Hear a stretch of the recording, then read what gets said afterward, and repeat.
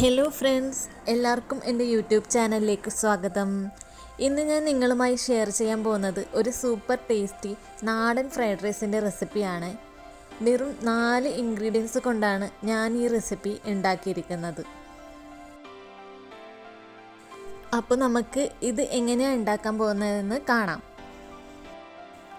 ഇതിനു വേണ്ടിയിട്ട് ഞാനിവിടെ 2 ബീൻസും പിന്നെ ഒരു ഹാഫ് ക്യാരറ്റും പിന്നെ ഒരു വെളുത്തുള്ളിയും പിന്നെ കുറച്ച് ചെറിയുള്ളിയാണ് എടുത്തിരിക്കുന്നത്.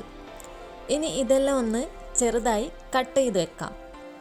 ഇനി റൈസ് ഉണ്ടാക്കാൻ വേണ്ടിയിട്ട് ഞാനിവിടെ 1 കപ്പ് ബസുമതി റൈസ് കഴുകി ഊറ്റി മാറ്റി വെച്ചിട്ടുണ്ട്.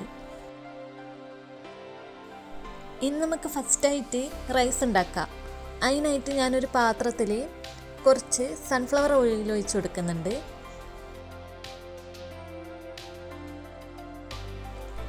ഇനി എണ്ണ ചൂടായി വരുമ്പം അതിലേക്ക് ഞാൻ ഒരു പട്ടയും ഗ്രാമ്പും ഏലക്കായും ഇട്ടിട്ട് ജസ്റ്റ് ഒന്ന് റോസ്റ്റ് ചെയ്തെടുക്കുന്നുണ്ട്. ഇനി ഇതിലേക്ക് നമുക്ക് കഴുകി വെച്ചിട്ടില്ലേ ബസ്മതി റൈസ് ഒന്ന് ഇട്ട് കൊടുക്കാം. ഞാനിപ്പോൾ ഇവിടെ അരി ഒന്ന് വറുത്തെടുത്തിട്ടാണ് ചോറുണ്ടാക്കുന്നത്. ഇനി അരി നല്ലോണം ഒന്ന് വറുത്തെടുക്കാം.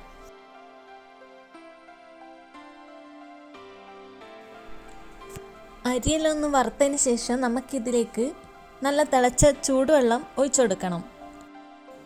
ഞാനിപ്പോൾ ഇവിടെ അരി ഊറ്റിയെടുക്കുകയാണ് ചെയ്യുന്നത്, വറ്റിച്ചെടുക്കുകയല്ല ചെയ്യുന്നത്.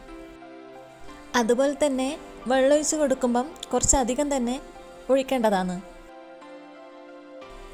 ഇനിയിപ്പം ഇതിലേക്ക് ആവശ്യത്തിന് ഉപ്പും കുറച്ച് ചെറുനാരങ്ങ നീരും ഒഴിച്ചു കൊടുക്കാം. ഇനി ഇതൊന്ന് നല്ലോണം തിളച്ച് വരുന്നവരെ നമുക്കൊന്ന് വെയിറ്റ് ചെയ്യാം. ഏകദേശം ഒരു 10 മിനിറ്റ് മതിയാവും അരിയിലൊന്ന് വെന്ത് വരാൻ. അതുപോലെ തന്നെ അരി വേവിക്കുമ്പം ഒരു 90% മാത്രം മതി വെന്ത് കിട്ടാൻ.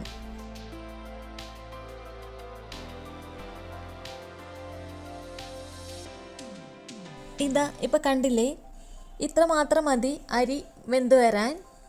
ഇനി നമുക്കിതൊന്ന് ഊറ്റിയെടുക്കാം.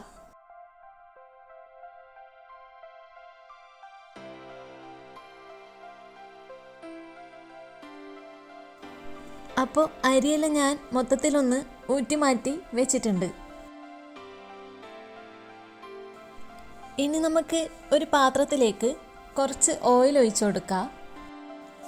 ഓയിൽ ചൂടായി വരുമ്പം നമുക്ക് അതിലേക്ക് ആദ്യം വെളുത്തുള്ളി ഒന്ന് ഇട്ട് കൊടുത്ത് ജസ്റ്റ് ഒന്ന് വഴറ്റി കൊടുക്കാം.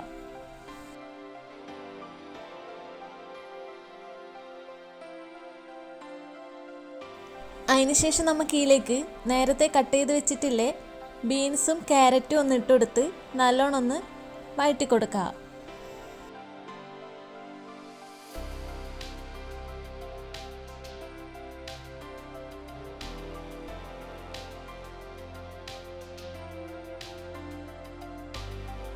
ജസ്റ്റ് ഇതെല്ലാം ഒന്ന് വാടി വന്നതിന് ശേഷം നമുക്ക് ഇതിലേക്ക് ചെറിയുള്ളിയും കൂടി ഇട്ടിട്ടൊന്ന് വഴറ്റി കൊടുക്കാം. നിങ്ങൾക്ക് വേണ്ടിക്ക വേറെയും പച്ചക്കറികളെല്ലാം ഇട്ടുകൊടുത്തിട്ട് ഈ ഫ്രൈഡ് റൈസ് ഉണ്ടാക്കാം.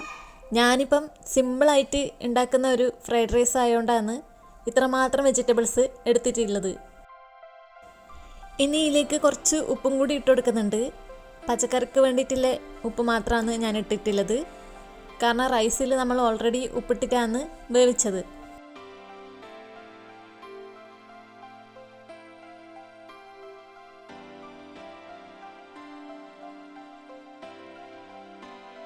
അപ്പോൾ ഇതാ ഇനി ഇതിലേക്ക് നമുക്ക് നേരത്തെ വേവിച്ച് വെച്ച് ചോറിട്ട് കൊടുക്കാം. എന്നിട്ട് നല്ലോണം ഒന്ന് മിക്സ് ചെയ്ത് കൊടുക്കാം. ഞാനതിനകത്ത് വേറെ സോസും കാര്യങ്ങളൊന്നും ഇട്ട് കൊടുക്കുന്നില്ല. അങ്ങനെ ചെയ്യുമ്പോൾ അതൊരു ചൈനീസ് സ്റ്റൈലായിട്ട് മാറും. അപ്പോൾ ഇതാ നല്ലോണം നമുക്കിതൊന്ന് മിക്സ് ചെയ്ത് കൊടുക്കാം.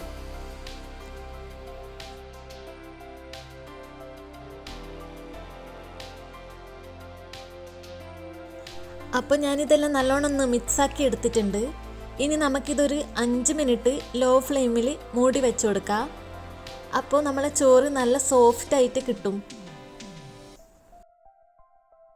അപ്പോൾ ഇതാ നമ്മളെ ഫ്രൈഡ് റൈസ് റെഡിയായി വന്നിട്ടുണ്ട്. നല്ലൊരു സോഫ്റ്റ് ഫ്രൈഡ് റൈസാണ് കേട്ടോ ഇത്. നിങ്ങൾ മസ്റ്റായിട്ടൊന്ന് ട്രൈ ചെയ്ത് നോക്കണം. ഇങ്ങനെ എന്തായാലും ഇഷ്ടപ്പെടും. ഇതിൻ്റെ ഒപ്പം നല്ലൊരു ചിക്കൻ കറിയും ഉണ്ടെങ്കിൽ നല്ല ടേസ്റ്റ് ആയിരിക്കും. അപ്പോൾ വീഡിയോ ഇഷ്ടപ്പെട്ടാൽ എല്ലാവരും ലൈക്ക് ചെയ്യാനും സബ്സ്ക്രൈബ് ചെയ്യാനും മറക്കല്ലേ.